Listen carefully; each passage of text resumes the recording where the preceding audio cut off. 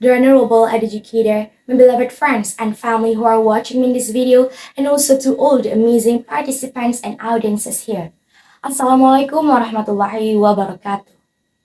For the sake of Allah subhanahu wa ta'ala, this world will never exist without His almightiness, the God of free class, of dust to the vastness of the university. Praise to Him for all the things He has granted us, and may we not forget our salawat and salam to our Prophet Muhammad sallallahu alaihi wasallam, along with his fellow followers until the end of the times. Having me here, I'm giving a speech that's entitled The Reason Why More People Use Local Languages Than the Indonesian Language. Alright, we live in Indonesia in many different languages, but Indonesia has a unified language, namely Indonesian language. Who doesn't know the Indonesian language? But before that, let me introduce myself before. My name is Raina Falisa. You can call me with Rayna, Raina. Let's back to the topic. Indonesia is the national and official language throughout Indonesia.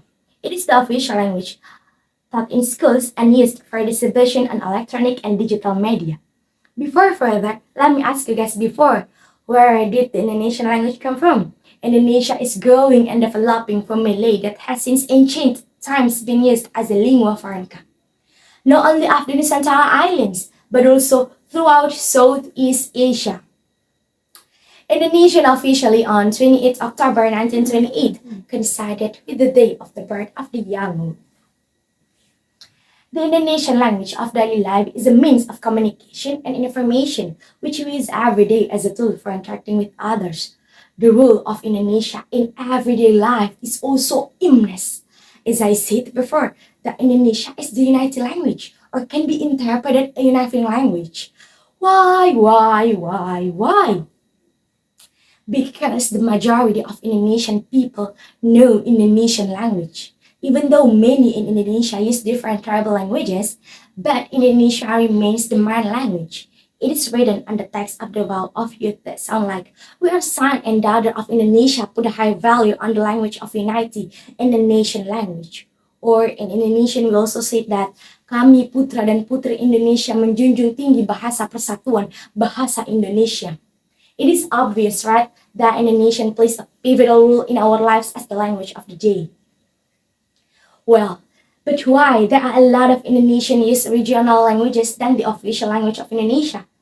That's happened, it's because after Indonesia gains independence, the country decided to make a unified language. But in reality, Indonesia has become the second language. This is because people think that Indonesia is too stiff, and so it has made it difficult for the public to express themselves. The Indonesian language itself is known to fewer things than other languages. Millennial communities also began to make their native more cool and varied through their own platforms. But in this way, Indonesia remained a common language when local dialects cannot be understood around it.